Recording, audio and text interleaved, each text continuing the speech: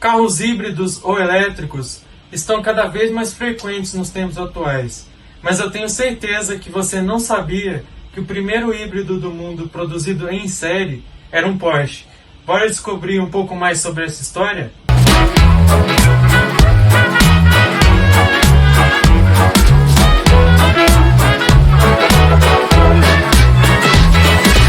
Fala pessoal, eu sou o Luiz e se você ama carros como eu, meu amigo, você está no lugar certo. Então já senta aí, engata a primeira e vem comigo.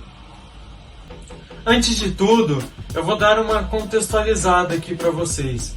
Bom, apesar de muitos ainda acreditarem que os carros elétricos é algo bem mais atual, naquela época já existiam carros 100% elétricos ou a vapor, galera.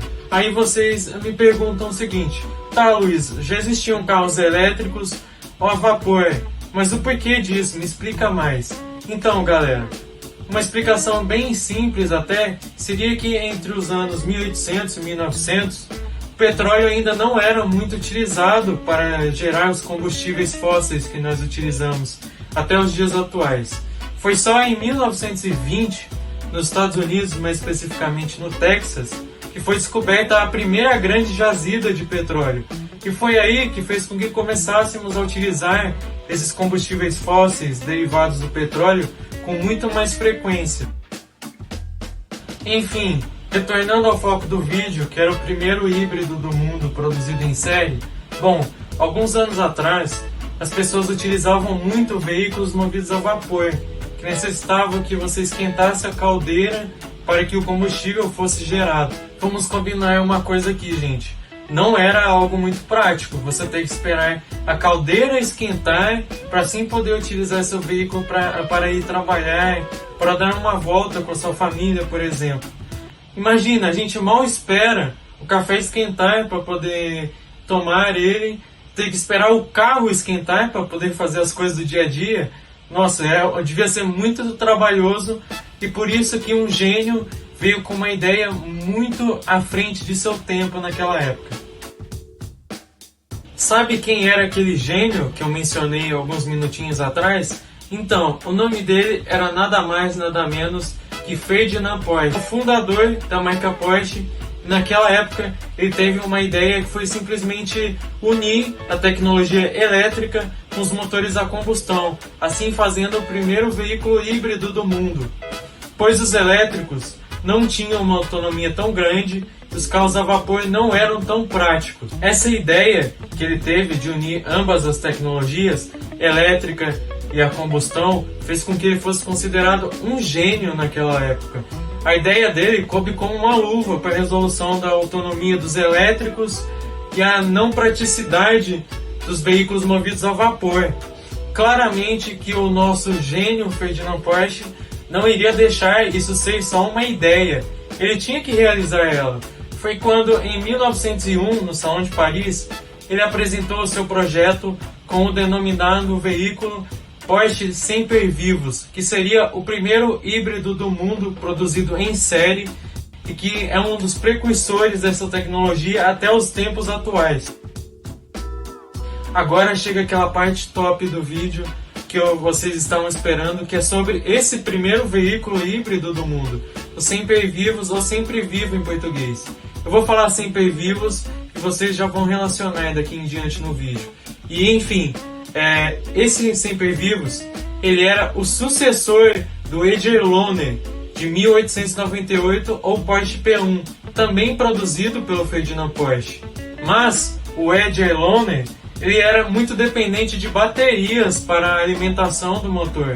Já no caso do Sempervivus, ele tinha, claro, os motores elétricos, que eram 2 motores elétricos embutidos nas rodas dianteiras e 2 motores a combustão que acionavam geradores de energia para o Sempervivus. E quando falamos de carros elétricos ou híbridos, está diretamente relacionado à autonomia deles.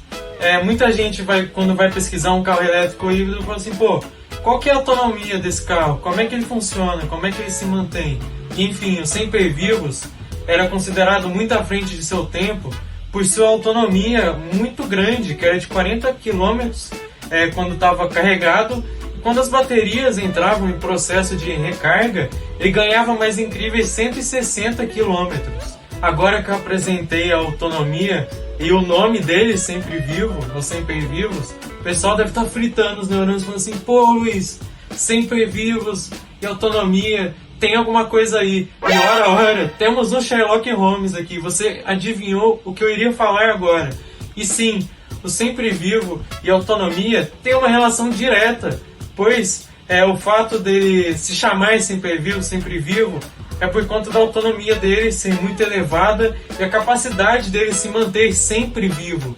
É diferente dos carros a vapor ou elétricos daquela época. Se não bastasse aquela autonomia absurda que o Sempre Vivos tinha naquela época, um funcionário da Porsche chamado Lone fez uma evolução, uma espécie de homenagem aos Sempre Vivos, com uma versão muito mais potente e com uma autonomia muito elevada, tipo, já era de 160 e o cara conseguiu botar mais 190 km de autonomia.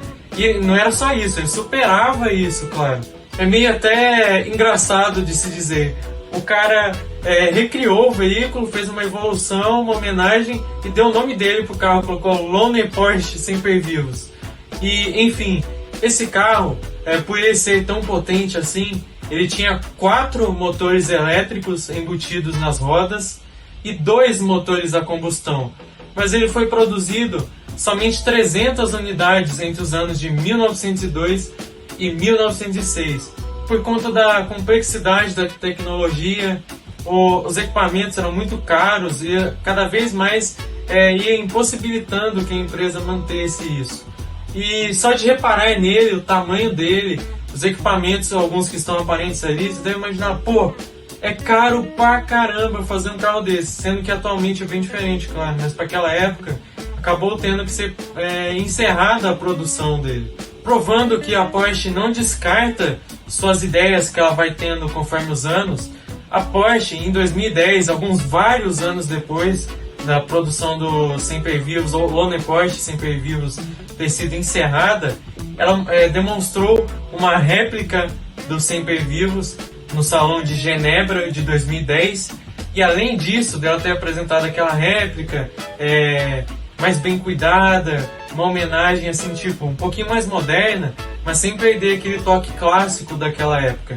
Claro que não foi só a réplica que ela apresentou também a sua nova era moderna dos híbridos, com um carro esportivo, isso mesmo, um esportivo híbrido. Um esportivo híbrido chamado 918 Concept, que ainda era um conceito de carro ainda, não havia sido lançado para comercialização ele ainda.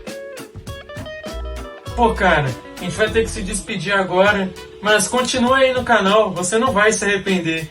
Espero que vocês tenham curtido o vídeo, deixa o like, se inscreve aqui no canal, compartilha com todo mundo, dando aquela força. É um apoio que vai me motivar mais ainda a continuar aqui no canal, passando esse conteúdo muito legal aqui para vocês, que é sobre carros, uma paixão nacional, que eu tenho certeza que muitos gostam disso, mas às vezes não encontram alguém que fale sobre isso de uma forma descontraída, conversada e que mostre realmente alguma coisa curiosa. E é isso. Espero do fundo do meu coração que vocês tenham gostado do conteúdo, tenham amado esses primeiros vídeos aqui do canal, que vão ter muitos e muitos pela frente. Valeu, pessoal, e até a próxima!